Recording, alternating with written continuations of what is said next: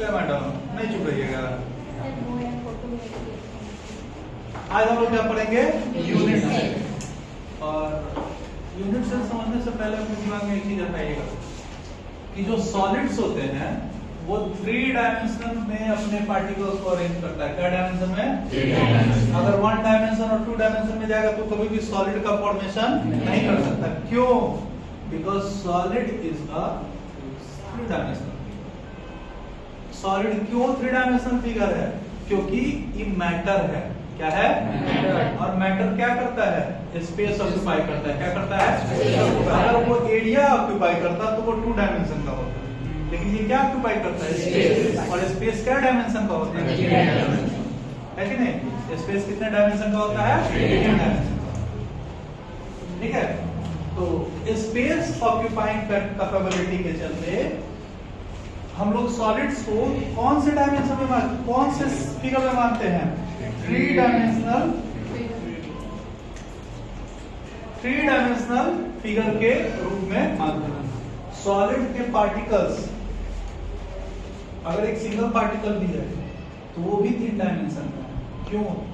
क्योंकि एटम का बना हुआ, आयन का बना हुआ होगा या मॉलिक्यूल का बना हुआ। एटम है या आयन है या मॉलिक्यूल है, इसके पास मास है। जिसके पास मास है वो वॉल्यूम ऑक्यूपाई करेगा, और जिसके पास वॉल्यूम ऑक्यूपाई करेगा वो कितने डायमेंशन का होगा? 3 नहीं होगा। तो हमारा आज का जो टॉपिक है वो क्या है?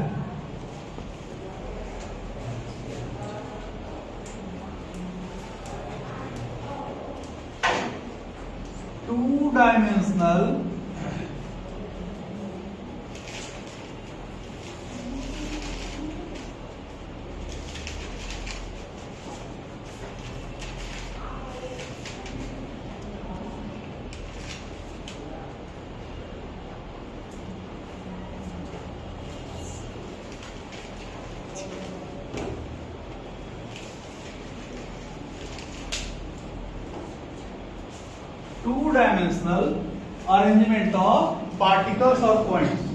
देखिएगा, सॉलिड में अगर पार्टिकल बोले या पॉइंट बोले, एटम बोले, मॉलिक्यूल बोले, पार्टिकल का मतलब क्या बताता है? एटम, मॉलिक्यूल, आयन, या आपका पॉइंट बोल रहा है, तो वो दोनों चीज अलग अलग नहीं है, दोनों एक ही चीज है। दोनों किसको रिप्रेजेंट कर रहा है? सॉलिड के पार्टिकल्स को ही रिप्रेजेंट कर रहा है।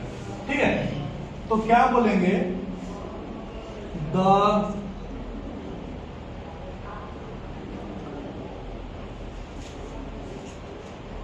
arrangement of particles in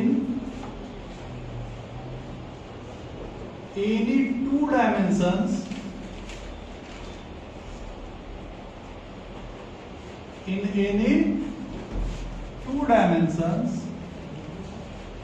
is known as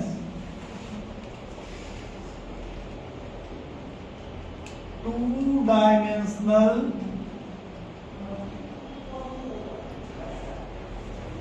arrangement of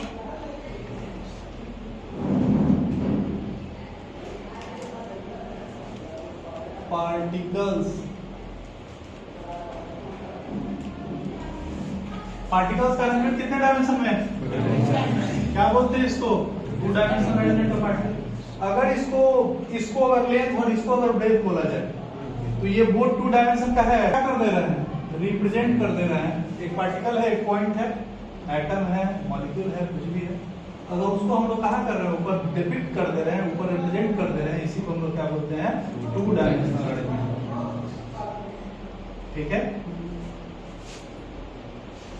क्या हो सकता है? फिर उसके बाद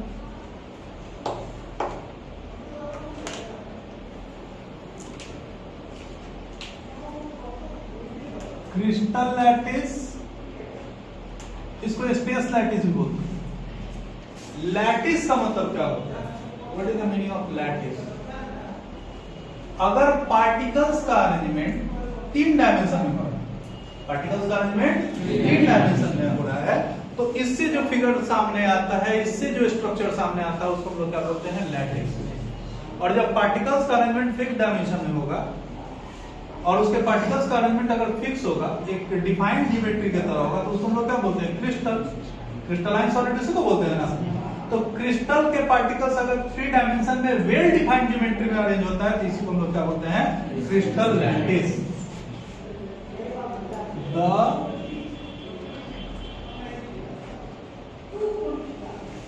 arrangement of particles in a well defined geometry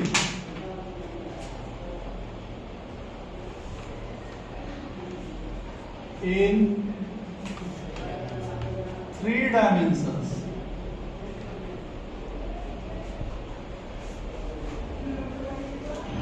is known as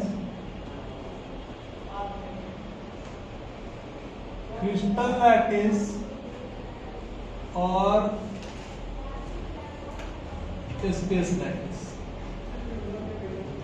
particles का अरेंजमेंट 3 डायमेंशन में है तो उसको हम लोग क्या बोलते हैं? क्रिस्टल लैटिस और स्पेस लैटिस। इसमें कंडीशन ऐड होगा। क्या कंडीशन ऐड होगा? ये जो पार्टिकल होना चाहिए इसका अरेंजमेंट फिक्स होना चाहिए। अगर फिक्स नहीं है तो फिक्स नहीं है तो एमोर्फस सॉलिड। और हम लोग एमोर्फस सॉलिड के पार्टिकल्स का चूंकि ज्योमेट्री फिक्स नहीं होता है इसीलिए इसके पार्टिकल्स का डिपिक्शन हम लोग नहीं कर सकते, क्योंकि पता ही नहीं है कि पार्टिकल कहाँ है। जिसके पार्टिकल्स का पता ही नहीं है उसके पार्टिकल्स का अरेंजमेंट हम लोग बता नहीं सकते। ठीक है, तो हम लोग किसके बारे में बात करेंगे? क्रिस्टलाइन सॉलिड के बारे में। तो यहाँ जो भी हम लोग बात होगा वो किसके बारे में बात होगा? क्रिस्टलाइन सॉलिड के बारे में। ठीक है, अब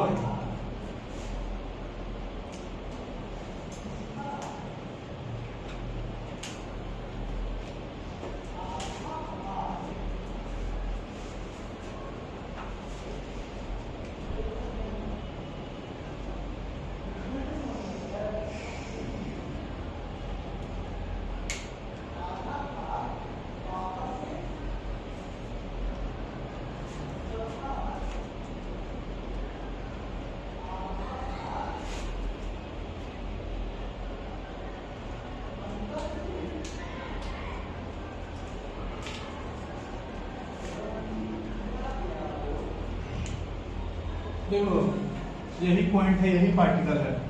ये क्या है? पार्टिकल है। तो पार्टिकल किसको रिप्रेजेंट करेगा? एटम को, मॉलिक्यूल का या आयन को?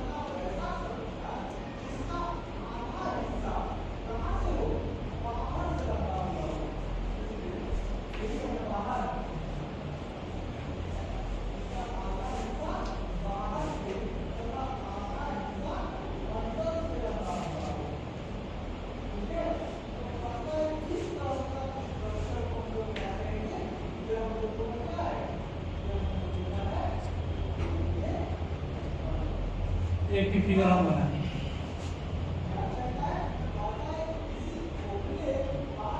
जरूरी कि सब फिगर आपको कुछ और बना सकते हैं, बशर्ते कि पार्टिकल्स का जो अरेंजमेंट होना चाहिए आपके दिमाग में क्या होना चाहिए? ये जो ब्लू वाले पार्टिकल्स हैं, ये जो ब्लू से रिप्रेजेंटेड है, ये क्या है? पार्टिकल है। क्या है? ये पार्टिकल क्या क्या हो सकता है? ये एटम्स हो सकते हैं, आयंस हो सकते हैं, मॉलिक्यूल्स हो सकते हैं। ध्यान दें,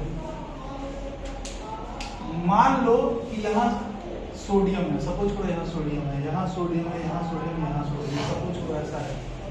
ये 4 को सोडियम इस चौकुट्टा स्क्वायर बनाया हुआ, तो इस पूरे क्रिस्टल में जहां जहां सोडियम होगा उसका स्ट्रक्चर कैसा होगा? स्क्वायर। इसका मतलब कि कांसेप्ट क्लियर नहीं है, समझो। स्क्वायर 2 डायमेंशनल फिगर है कि 3 डायमेंशनल फिगर है? 2 डायमेंशनल है। और ये कैसा फिगर है? 3 डायमेंशनल। से स्क्वायर ना बोल के क्यूब बोलेंगे, ठीक है। कांसेप्ट देखो, कांसेप्ट कहाँ आदमी गलती करता है, दिमाग में क्यों नहीं फिगर बन पाता? दिमाग में इसलिए फिगर नहीं बन पाता है, दिमाग वाला काम कर रहा है स्क्वायर पे, जबकि स्क्वायर है ही नहीं, क्यूब है। दिमाग होना चाहिए पासा। पासा समझ में आ रहा है? पासा। तो उसका अगर एक वो पासा उठाए 1 2 3 4 5 6 वैसा अगर जितना पासा होगा उन सब का डिपिक्शन सेम होगा, सम का अरेंजमेंट क्या होगा? सेम होगा। ये हो सकता है कि कोई छोटा हो सकता है, कोई बड़ा हो सकता है, इससे ज्यादा और कुछ नहीं हो सकता। अगर एक तरीके का सॉलिड अगर आप उठा रहे हैं तो यकीन मानिए कि उसके सारे पार्टिकल्स कैसे होंगे? एक जैसे ही होंगे, ठीक है। और अगर हम किसी एक के प्रॉपर्टी के बारे में जान लेते हैं तो सारे के प्रॉपर्टी में हमको समझ में आ जाता है। सम पॉइंट्स अबाउट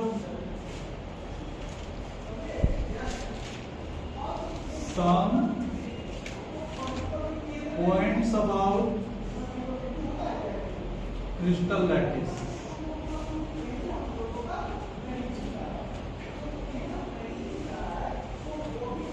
देखिए ये इतना इंपॉर्टेंट टॉपिक है कि इसके ऊपर चैप्टर का बेस डिफाइन होता है, इसीलिए इसको मन में रत्ती भर भी संदेह के साथ मत पढ़िएगा। क्रिस्टल लैटिस से रिलेटेड कुछ point, each point in a crystal lattice is the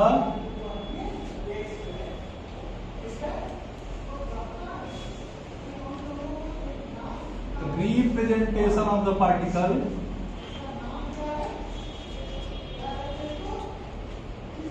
of the lattice.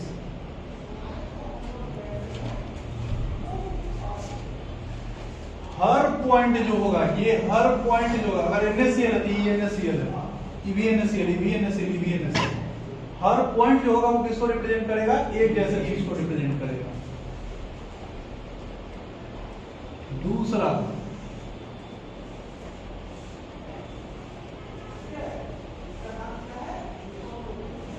each point in a lattice gives the character of the lattice.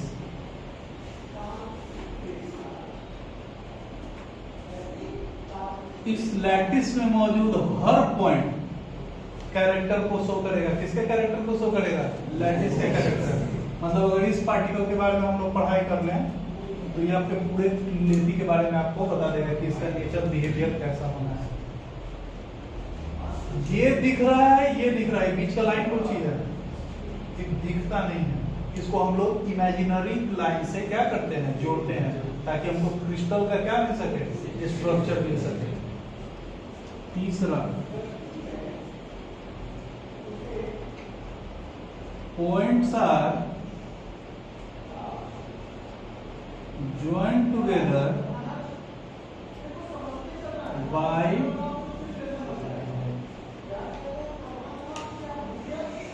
imaginary lines in order to define the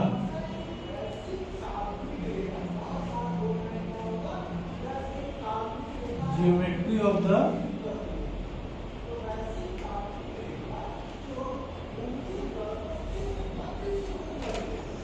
ठीक है।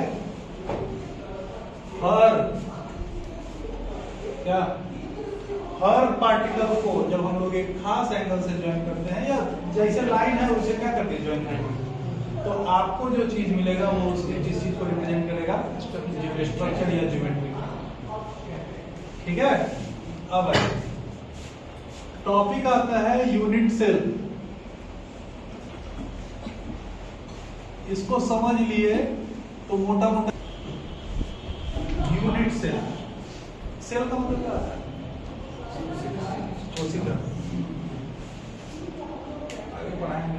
Electrochemistry में कि cell का मतलब क्या होता है। अभी तो आप लोग समझते होंगे कि सेल का मतलब क्या था, building block of life unit cell.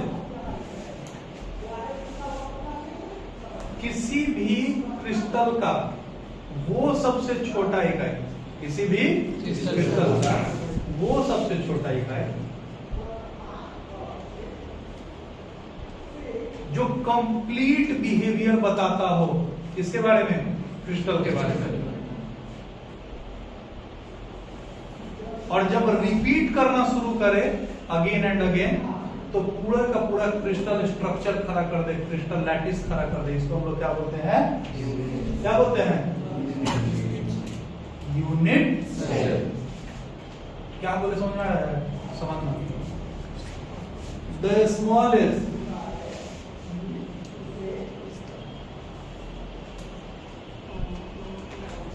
but complete structure या complete unit in a lattice which when repeated again and again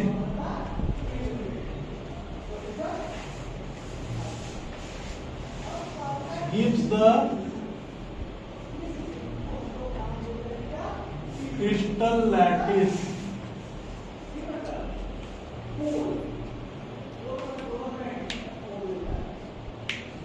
is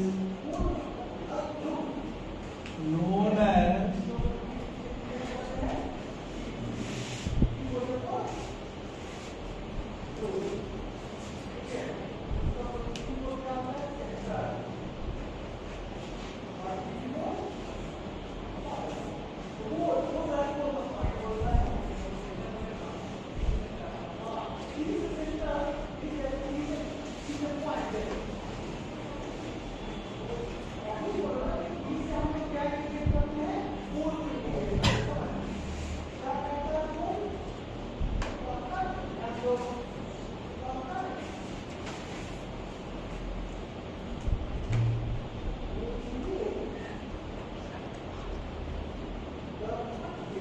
क्या बोल रहा है, स्मॉलेस्ट छोटा लेकिन कंप्लीट स्ट्रक्चर, छोटा लेकिन कंप्लीट स्ट्रक्चर किसका, लैटिस का, क्रिस्टल लैटिस का, जो क्या करे, रिपीट करना शुरू करे। जब अपने आप को क्या करना शुरू करे, रिपीट करना शुरू करे, तो पूरा का पूरा क्रिस्टल लैटिस खड़ा कर दे, पूरा का पूरा क्रिस्टल लैटिस बना दे। इसको हम लोग क्या बोलते हैं, यूनिट सेल। समझ नहीं है, समझो। घर हो गया क्या, पूरा क्रिस्टल लैटिस। घर क्या हो गया, क्रिस्टल लैटिस। घर किससे बना हुआ, ईटा से। काजी से बना हुआ, ईटा से। इस घर के कंपैरिजन में ईटा कितना छोटा है, लेकिन वही ईटा धीरे धीरे धीरे धीरे क्या कर दिया, अपने आप को अरेंज कर लिया है। तो पूरा का पूरा, चाहे 200 तल्ला घर का है ना बने, ईटे से ना बनेगा, तो उसका यूनिट सेल क्या रहेगा, ईटा। तो ये घर क्या हो गया, क्रिस्टल लैटिस। ईटा क्या हो गया, यूनिट सेल। हम रहे, आप रहे, हाथी रहे, जिराफ रहे, वेल रहे, अदना बड़का है, लेकिन बना हुआ किससे, सेल से है कि नहीं। कथी से बना हुआ है, सेल से। सेल उसका क्या हो गया, यूनिट सेल। पूरा शरीर क्या हो गया, क्रिस्टल लैटिस। समझ में आ रहा है। अब हर घर का डिजाइन एक नहीं होता है, नहीं। तो अगर यूनिट सेल का अरेंजमेंट बदल गया, तो जो क्रिस्टल लैटिस बनेगा उसका भी अरेंजमेंट क्या होगा, बदल जाएगा। उससे जो हम लोग को ओवरऑल जो क्रिस्टल लैटिस जो मिलेगा, उसका शेप, साइज, डायमेंशन अलग हो सकता है। नहीं, यूनिट सेल समझ में आया। काहे, अच्छा मान लो कि हम ठेकेदार हैं, अंकित आया बोला कि हम घर बना नहीं दीजिएगा, बोले क्या बना देंगे। तो गलती से मैंने बदला कि सिविल इंजीनियर है, कहा मैंने घर 2 नंबर ईटा से बना दिए। अगर इसको पता करना होगा कि मेरा घर कैसा ईटा से बना है, तो बुलडोजर पूरा घरवा पर चलाएगा, क्या करेगा, ईटा कहीं से निकालेगा, खोनेगा, देखेगा कि उस ईटा का क्वालिटी अगर ठीक है तो पूरे घर का क्वालिटी ठीक होगा। रोड ऐसे तो चेक होता है, इंजीनियर रोड यदि ढाल के चल गया, ठेकेदार रोड ढाल के चल गया, इंजीनियर आता है 4-5 जगह छेद करता है, वहां से सामान निकालता है, देखता है डेप्थ कितना है, कितना बोला गया था 6 इंची 7 इंची जो भी है, फिर उसमें मटेरियल का जो रेशियो होना चाहिए तो रेशियो है कि नहीं, 3-4 जगह से अगर एवरेज मिला लिया बोला हाँ ठीक ठाक है। इसी तरीके से ना मतलब अगर यहाँ पे वहां पे 3-4 जगह अगर एक जगह ठीक है, मतलब जो क्वालिटी यूज किया है जितना होना चाहिए उतना है तो क्या है ठीक।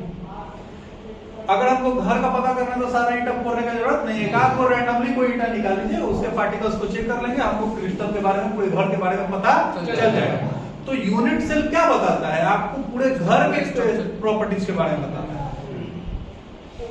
क्यों बताता है, कहे कि ईंटा अपने आप में फुलफिल्ड है, उसके अपने प्रॉपर्टीज को बताने के लिए किसी दूसरे का जरूरत नहीं पड़ रही है कि नहीं। काहे नहीं पड़ रहा है, काहे कि वो जिन चीजों से बना हुआ है उसका कंपोनेंट है। ईंटा का चीज से बना है, हम खाली मिट्टी से, उसमें तनी मनी बालू मिलाया जाता है। फिर तीसरा सबसे जो इम्पोर्टेंट चीज है वो आंच बराबर लगाया कि नहीं करना है कि नहीं। कोई ईंटा देखो पिघला हुआ रहता है, वो हो जाता है, ईंटा पे आंच जब ज्यादा रहेगा तो पिघल जाएगा, ऐसा होता है। तो अगर उस सारा चीज का क्वालिटी को एक ईंटा हमको अपने पूरे घर के क्वालिटी के बारे में बता रहा है, तो एक ईंटा क्या हो गया, यूनिट सेल। कोई दिक्कत। फिर बोलता है कि क्रिस्टल यूनिट सेल जो होता है वो एक दूसरे से 6 चीज में डिफर कर सकता है। एक यूनिट सेल जो होता है वो एक दूसरे से 6 चीजों से डिफर कर सकता है।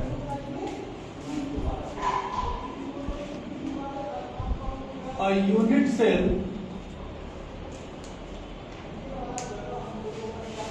may be characterized by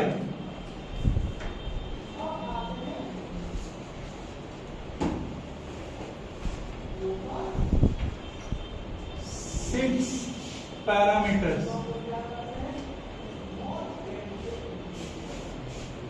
एक यूनिट सेल 6 तरीके से कैरेक्टराइज किया जा सकता है, उसको 6 पैरामीटर से कैरेक्टराइज किया। कैरेक्टराइज का मतलब क्या होता है, उसके बारे में बताना। पहला 3 गो एज और दूसरा 3 गो एंगल। कौन 3 गो एज और 3 गो एंगल।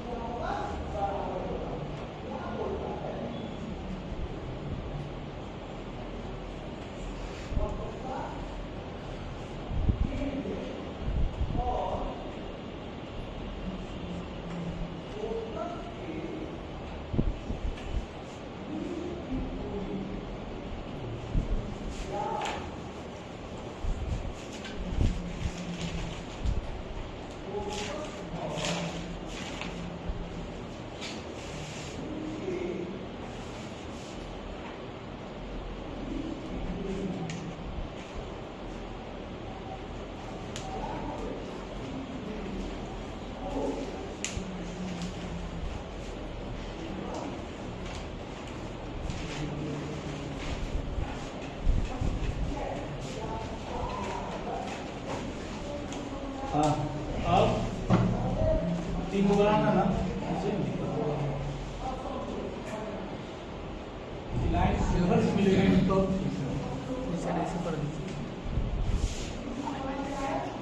एक्स वाई जेड जो है ना बीच बीच आएगा, और कोई बात नहीं।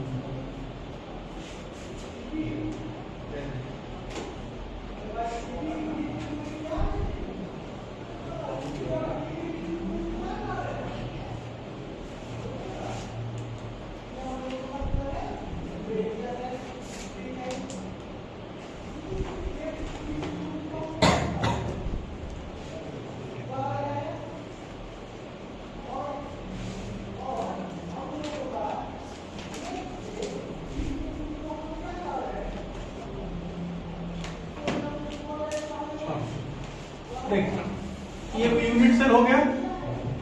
यूनिट सेल में पार्टिकल कहाँ कहाँ दिख रहा है आपको? देखो यही है क्या पार्टिकल है।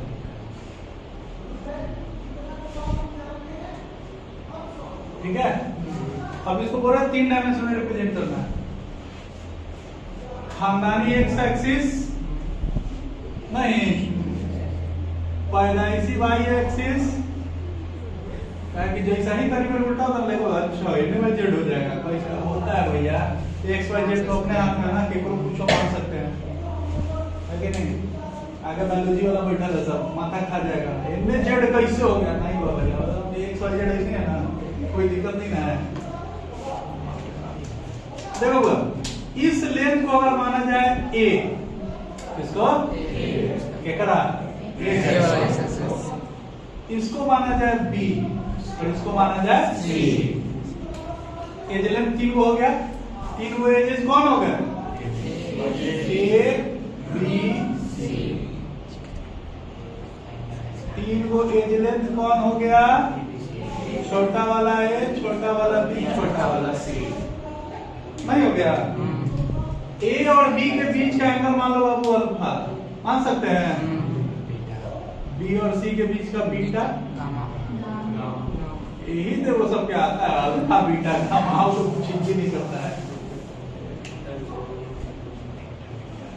ठीक है, क्या वो चीज आ गया? 6 चीज नजर आया। इन 6 में से 5 को एक जैसा है, एक वो बदल गया तो 2 पार्टिकल आपस में बदल जाएगा कि नहीं? नहीं। Alpha beta gamma A B C, हम 2 आदमी इसमें आए, ए बी सी मेरा भी, ए बी सी तुम्हारा भी, अल्फा बीटा मेरा भी, अल्फा बीटा तुम्हारा भी, लेकिन मेरा गामा कुछ और तुम्हारा गामा कुछ और, तो हम दोनों पार्टिकल एक दूसरे से अलग हो गए कि नहीं हो गए? इसी तरीके से 6 में से अगर कोई एक चीज, मिनिमम एक चीज बदल जाएगा तो 2 पार्टिकल एक दूसरे से क्या हो जाएंगे? अलग हो जाएंगे। नहीं, 2 पार्टिकल बोल लो या 2 यूनिट सेल एक दूसरे से क्या हो जाएगा? अलग हो जाएगा। कोई दिक्कत? अब ये टॉपिक समझ में आ रहा है? नहीं आएगा तो सब बोल देना हो आ रहा है, क्या कितना आसान टॉपिक है। Types of unit cells, types of सरकिया, मतलब सरकिया कैसे ना दिखेगा? सरकिया यूहो बताया पड़ता है हमारा तक कलयुग है। These are of क्या तरीके का? 2 तरीके का। यूनिट सेल कितने तरीके का? 2 तरीके का। 15। देखो प्रिमिटिव यूनिट सेल और एक नॉन प्रिमिटिव यूनिट सेल।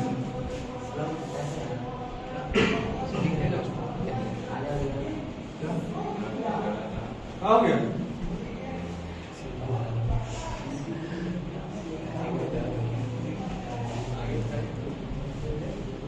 दूसरा non primitive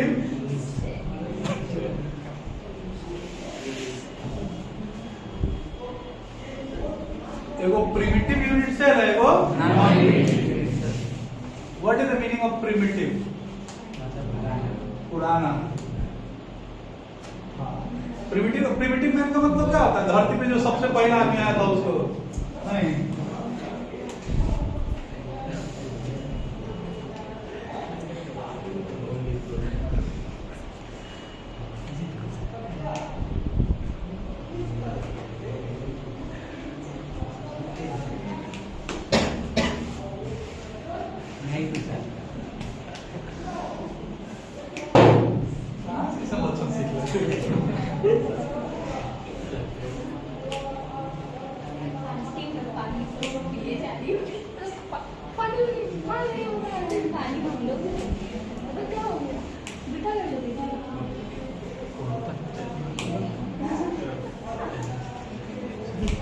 primitive unit cell, primitive unit cell किसको बोलते हैं? शुरुआती। शुरुआती प्रिमिटिव का मतलब होता है शुरुआती। और यकीन रखिएगा कि जो शुरुआती होगा वो सबसे सिंपल होगा, क्योंकि आदमी को समझ में, सबसे पहले जो साइकिल बना था वो चक्का लकड़ी का चक्का बना था, खटर खटर करता था, बड़ा दुख जाता था बैठने पर। नहीं, धीरे धीरे उसमें क्या है, चेंजेस आते गए। अभी सुने कि 10-10 लाख का साइकिल आता है, क्या पता इसे का फुकला पर क्या चल देगा, पता नहीं।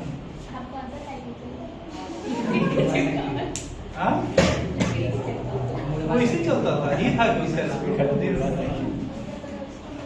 20 या 2 साइकिल पर मेड पर human of light weight person. Unit cell एक ऐसा यूनिट सेल जो सबसे सिंपल हो। अगर वहां पार्टिकल्स ना होंगे तो वो यूनिट सेल कभी बनेगा ही नहीं। उस तरीके के यूनिट सेल को हम लोग क्या बोलते हैं, प्रिमिटिव यूनिट सेल। समझिएगा, the unit cell in which particles are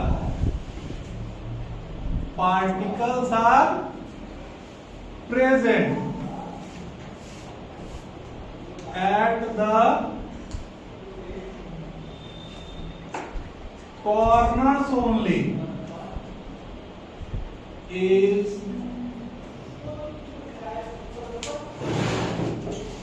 known as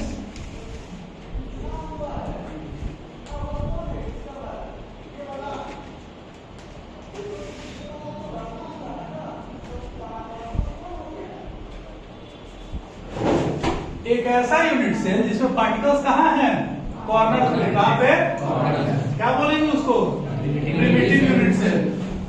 देख लीजिए और समझ लीजिए।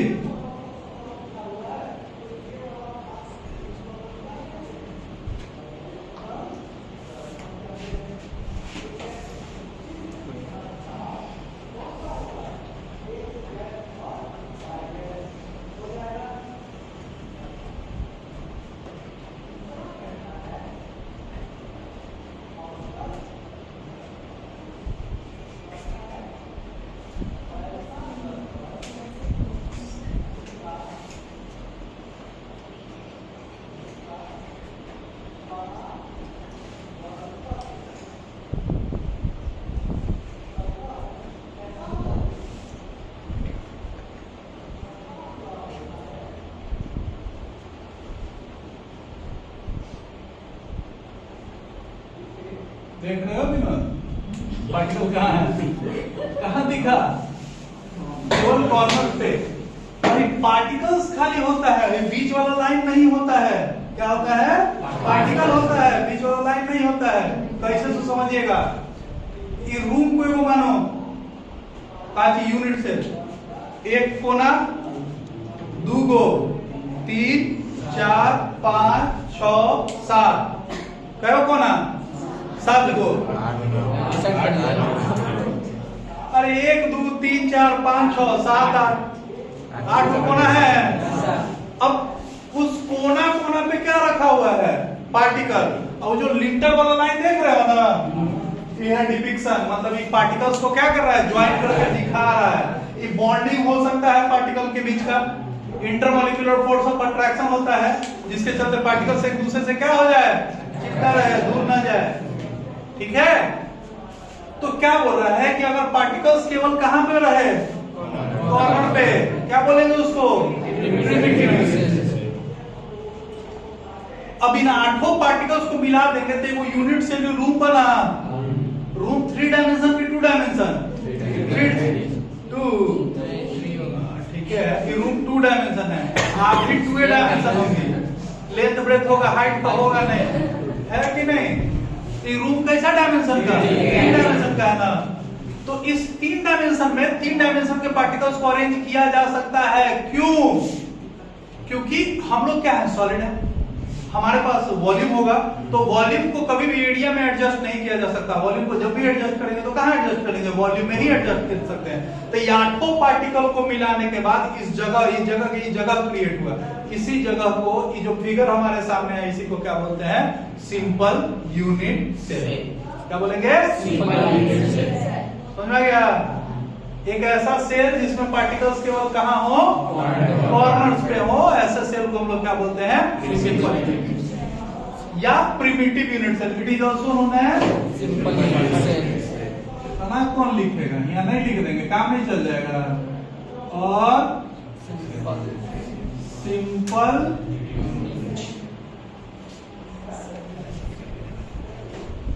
देखो, इससे सिंपल कोई पार्टिकल्स का अरेंजमेंट हो ही नहीं सकता कि पार्टिकल्स अरेंज भी कर जाए और एक आपको सॉलिड स्ट्रक्चर भी मिल जाए, ये संभव नहीं है।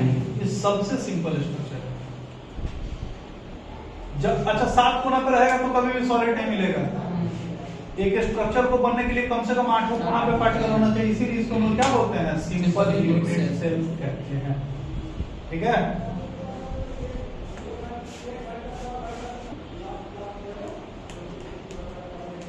नॉन प्रिमिटिव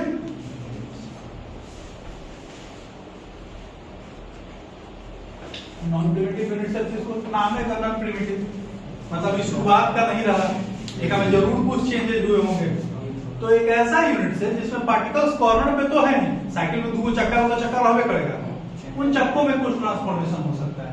मतलब इन 8 कॉर्नर्स पे छोड़ के भी अगर पार्टिकल कहीं और है, 8 पे कॉर्नर तो है ही है, इसको छोड़ के भी अगर कहीं और पार्टिकल है, तो इस तरह की यूनिट सेल को हम लोग क्या बोलते हैं, non primitive unit cell. An unit cell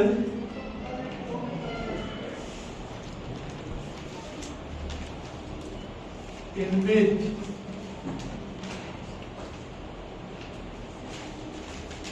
particles are present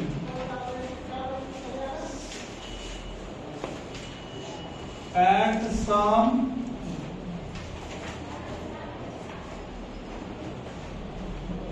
sides other than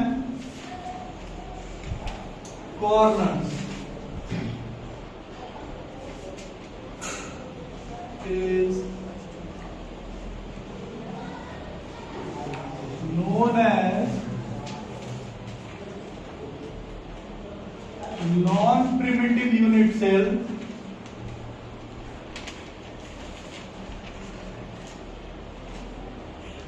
or centered unit cell।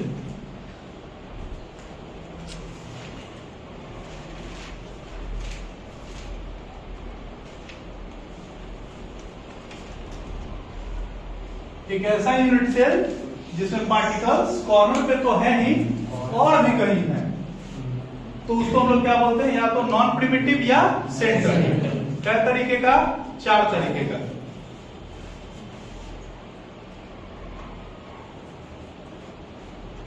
These are of 4 types।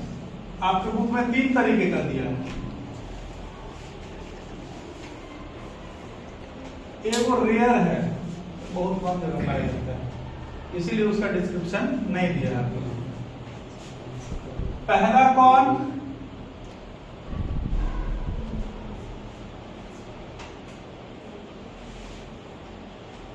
Face centred unit cell.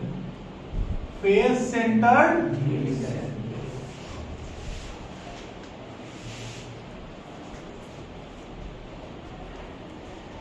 a unit cell in which particles are present at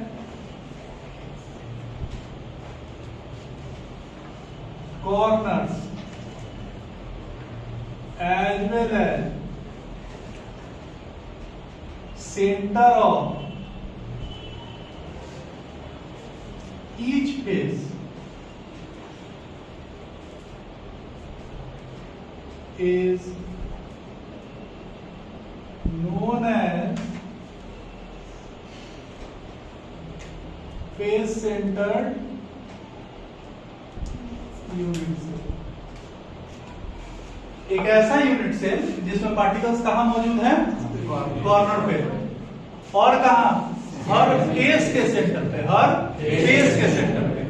क्या बकेंगे इसको, face centred unit cell.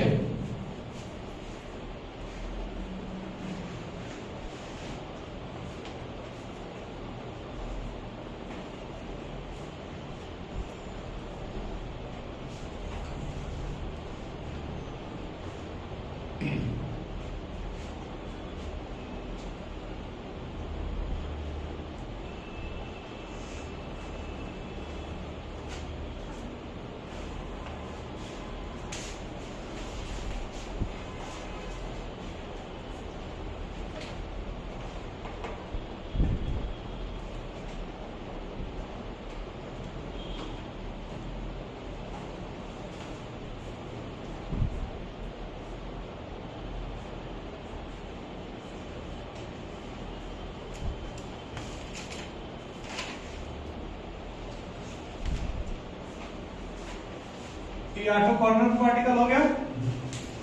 उसके बाद देखना 8 corner पे दिख गया दिमाग, तो सॉलिड स्टेट दिमाग में विजुअलाइजेशन का चैप्टर आपको विजुअलाइज करना पड़ेगा। 8 कॉर्नर पार्टिकल नजर आ गया, 6 ये रूम बन गया। इस सामने वाला फेस का सेंटर यहाँ कहीं होगा मोटा मोटी, तो एक पार्टिकल यहाँ पे है, कॉर्नर पे तो दिख गया ना, एक पार्टिकल यहाँ पे है, वो ठीक सामने वहां पे, ठीक। इसका पार्टिकल का सेंटर वहां कहीं, एगो वहां एगो नीचे, तो पार्टिकल्स कहाँ कहाँ पे हैं, हर कॉर्नर पे और फेस के सेंटर पे। कहाँ पे? फेस के सेंटर पे। क्या बोलेंगे इसको? Face centre unit cell. तो एगो देखो कैसे बना रहे हैं, ऊपर वाले के लिए बना रहे हैं, ऊपर नीचे, तो एगो नीचे के लिए जाएगा, एगो यह पट्टी वाले के लिए बना रहे हैं, तो एगो सामने वाले के लिए बनेगा, एगो फिगर सामने वाले के लिए बना रहे हैं, इसका सेंटर ही है, एगो यह पट्टी वाले के लिए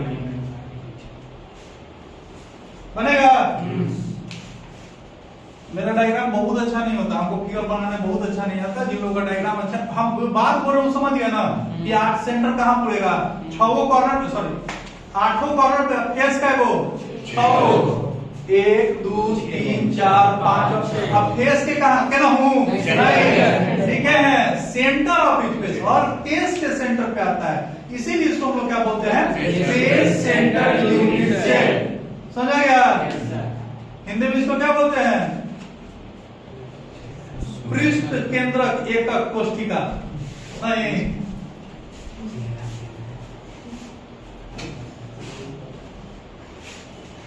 दूसरा आता है कोची एज सेंटर। नहीं, पहले वो बॉडी सेंटर पढ़ो, body centre unit,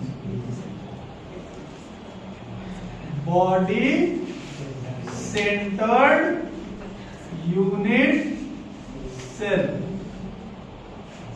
body centred unit cell किसको बोलते हैं, एक ऐसा यूनिट सेल जिसके पार्टिकल्स कहां हो, कॉर्नर पे कोई हो, और एक पार्टिकल बॉडी के सेंटर में हो। कहां पे हो, बॉडी के सेंटर में।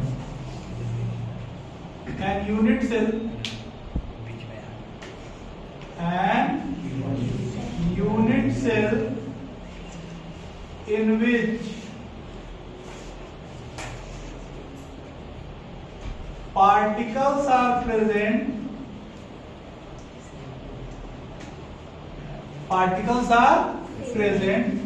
at corners and within the center of the body, center of the body is known as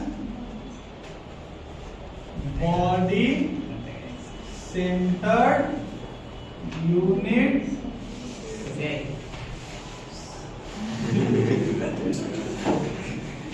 बड़ा कष्ट बोल रहे हैं,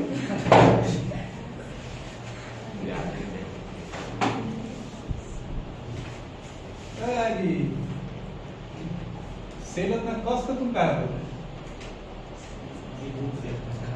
बॉडी में ज्यादा सेल कुछ ज्यादा ही नहीं हो गया था, काम करे क्या एक आदमी।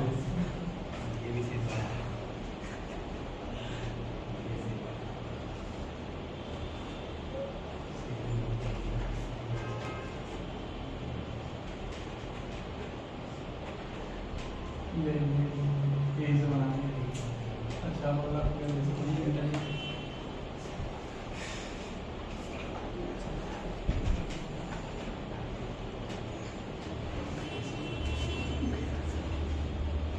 आठ हो गया हो पार्टिकल अच्छा आठ ना हो जब सब करता है। आठ पार्टिकल कॉर्नर में दिख गया। अब आप बताइए तो कि जो पार्टिकल जो सेंटर पे होगा बॉडी के, वो कहां होगा, बॉडी के सेंटर में पार्टिकल कहां होगा, विजुअलाइज करके दिमाग में बताइए। कॉर्नर पे तो दिख गया, बॉडी के सेंटर वाला पार्टिकल कहां दिखेगा आपको, यहाँ यहाँ कोना में अरे कहाँ प्रिंस बैठा हुआ है। प्रिंस तो इतने को बैठा ले तो मतलब यहाँ दिखेगा बीचों बीच जहाँ प्रिंस का मुंडी है ना वहाँ पे तो वही ना यहाँ तो तो कोई थोड़ा सीधा सा। अगर वो यहाँ से यहाँ हट तो जाएगा गवाह तो नहीं होगा। मुंडी नहीं हटेगा वहाँ से। अगर पैरों बैठली माता लेकिन पैरवा नहीं होता है सर बैठा नहीं है सर हम यहाँ तो बेचारी का तो सर हिल डुल रहा है। देखो जहां इसमें क्या डायगोनल होगा पहले समझ में आ रहा है। एक दो तीन चार डायगोनल जहां कट हो जाएगा ना मोटा मोटी मान के चलो कहां पे यहाँ पड़ी उठो ना पड़िया बोलिए ना समझ कर रहा है यहाँ पे। हाँ हमें पड़ी तो वो जो हाथ है ये जो पार्टिकल है मोटा मोटी मान के चलिए कि यहाँ पे जो होगा इस पूरे रूम का क्या होगा सेंटर होगा। तो आठों कॉर्नर पे पार्टिकल है और एक पार्टिकल कहाँ पे है यहाँ पे है। अगर इस तरीके का कोई यूनिट सेल है तो इसको हम लोग क्या बोलेंगे बॉडी सेंटर्ड यूनिट सेल। समझ रहे हैं बोले ना लगता है नहीं बोले नहीं बोले। तो बोले ना तब तो आप बोले कि इसका मुंडी है जहाँ। तीसरा तो दिखाइए वहाँ पे अच्छा भाई मुंडी दिखा हम तुझे मुंडी दिखाने के लिए बोल रहे हैं यार भाई से करती हो। एक पार्टिकल कहाँ होगा एकदम सेंटर ऑफ द बॉडी है कि नहीं। अब दिमाग में ऐसा कचरा नहीं रखिएगा भाई वाह हिया वाला छोटा बना है हिया वाला बड़ा बना है वो पार्टिकल ये दिमाग मत रख लेना। अच्छा नहीं लोग यो बताएं ऊपर बनाए छोटा बना है अंदर इतनी को बनाएंगे अच्छा नहीं लगता बड़ा बना दो। तीसरा कौन चीज एज सेंटर्ड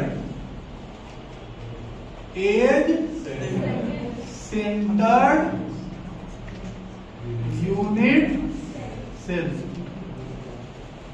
ये आपके बुक में नहीं दिया है। एक ऐसा unit cell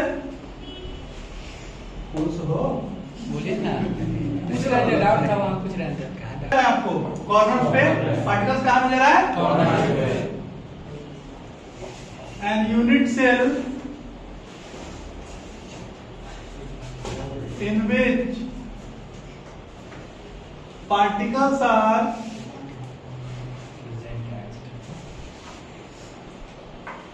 present at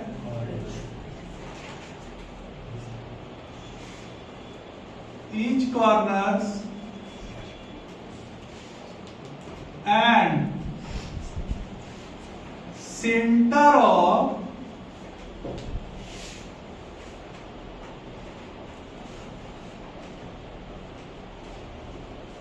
each edge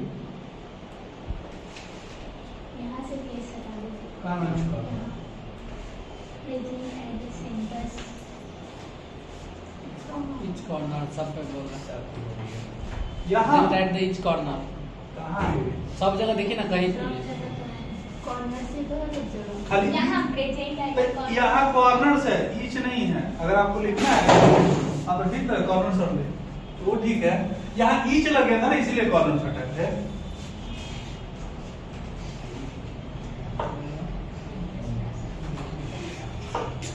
is known as age centered unit cell. एक ऐसा यूनिट सेल जिसमें पार्टिकल्स कहाँ मौजूद हैं कॉर्नर पे और हर एज के सेंटर पे।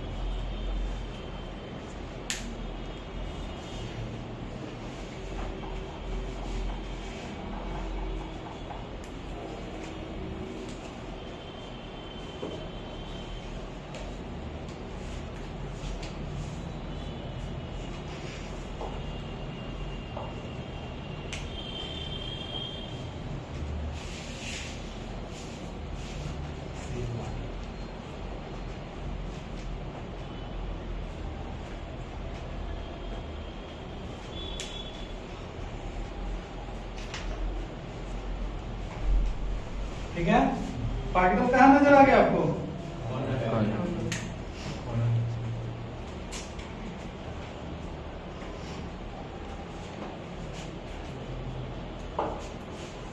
बता दो वो एज है मावे का ये वाला प्लान नजर आएगा माथा पर है और का एज नजर आ रहा है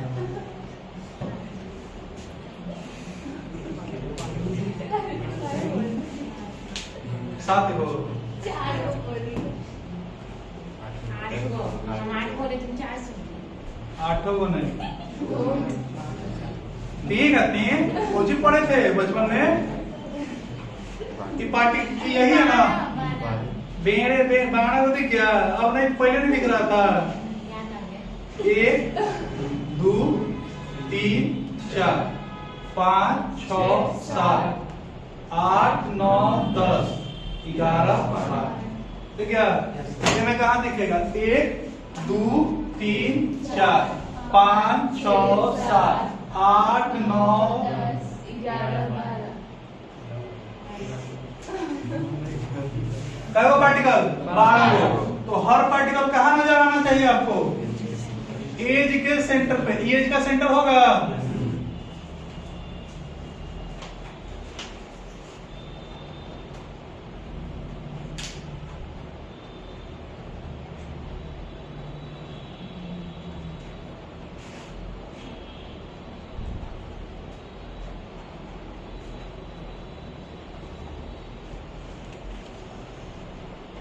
सब हो गया, अब बचा है हो गया। तो इसको हम लोग क्या बोलेंगे? Edge centre. क्या बोलेंगे? Edge centre. और चौथा आता है end face centre. End face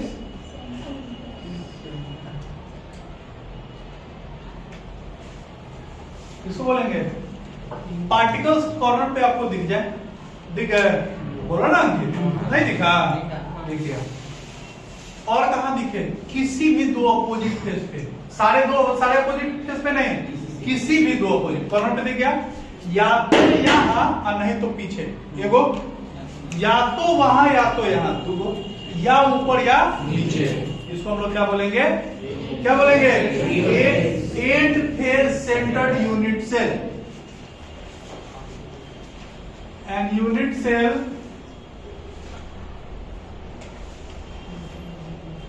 in which particles are present at each corner, and centers of any two opposite faces, any two opposite faces is known as end face centered unit। ठीक है,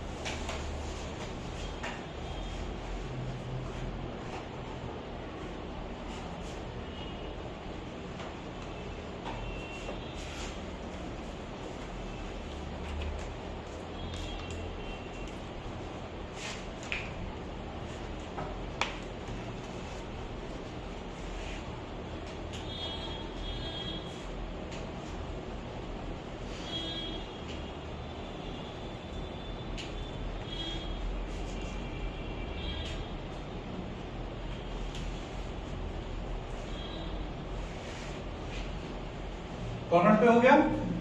अब ऊपर नीचे दिखे, इसमें ऊपर नीचे ठीक दिखेगा, इसके पार्टिकल्स ठीक। एक ऊपर रख लो, एगो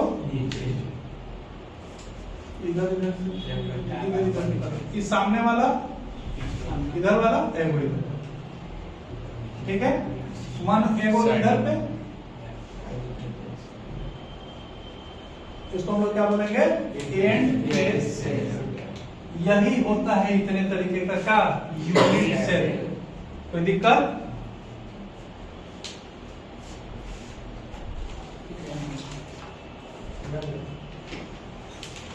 देखिए अब इसके बाद का टॉपिक क्या है, इसके बाद का टॉपिक है Brevis lattice, crystal lattice, sorry Brevis lattice, और 7 तरीके का वो अरेंजमेंट। फिर उसके बाद आपको आएगा number of particles in unit cell, ठीक है। मजेदार टॉपिक है, ऐसा नहीं है कि बेकार टॉपिक है, बहुत ठीक टॉपिक है। तो 15 मिनट में हटा दोगे? नहीं